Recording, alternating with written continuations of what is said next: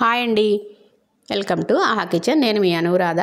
ఇది వెల్లుల్లి కారం. చాలా రకాల కూరల్లోకి మనం వెల్లుల్లి కారాన్ని వాడతాం. ఆ వెల్లుల్లి కారం చాలా సింపుల్గా తక్కువ పదార్థాలతో ఎలా చేసుకోవాలో చూడండి. ఇది దొండకాయ వెల్లుల్లి కారం, పాలకూర వెల్లుల్లి కారం, బెండకాయ వెల్లుల్లి కారం, చిక్కుడుకాయ వెల్లుల్లి కారం, ఇలా అసలు ఒక్కటేంటి చికెను వెల్లుల్లి కారం, ఇలా ఏ కూరలకైనా వేసుకోవచ్చు. కారం దోశ చేసుకోవచ్చు. ఇలా ఎన్నిటికో ఉపయోగపడే ఈ వెల్లుల్లి కారాన్ని చాలా ఈజీగా ఇంట్లోనే ఇలా చేసుకోండి. ముందుగా కారం తీసుకున్నాను. ఏదైనా ఒక కప్పు కానీ గ్లాస్ కానీ తీసుకోండి. చాలా తక్కువే చేస్తున్నాను. అది చేసుకున్నారంటే నెల రోజుల పాటు ఫ్రిడ్జ్లో పెట్టుకుంటే వాసన కలరు ఏది పోకుండా ఉంటుంది.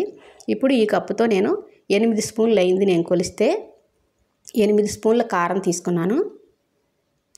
తర్వాత అదే స్పూన్తో ఉప్పు తీసుకుంటే సాల్ట్, క్రిస్టల్ సాల్ట్ తీసుకున్నాను. మీరు మామూలు సాల్ట్ అయినా తీసుకోవచ్చు. ఇది 4 స్పూన్లు తీసుకున్నాను. ఈ ఉప్పు కూడా 4 స్పూన్లు ఉప్పు అంటే కప్పు కారానికి అరకప్పు ఉప్పు, అరకప్పు జీలకర్ర. స్పూనుల లెక్కలో కూడా 8 స్పూన్ల కారానికి 4 స్పూన్లు జీలకర్ర. ఇప్పుడు అసలైంది వెల్లుల్లి. ఈ వెల్లుల్లిని శుభ్రం చేసుకొని ఇలా పొట్టు వలవక్కర్లేదు. ఇది కూడా అరకప్పు తీసుకోండి. ఒక కప్పు కారానికి అరకప్పు వెల్లుల్లి, అరకప్పు జీలకర్ర, అరకప్పు ఉప్పు. ముందుగా మిక్సీ జార్ తీసుకొని ఈ కారం మొత్తం మిక్సీలో వేసుకొని ఫస్ట్ జీలకర్ర వేసుకోండి. తర్వాత ఉప్పు వేసుకోండి.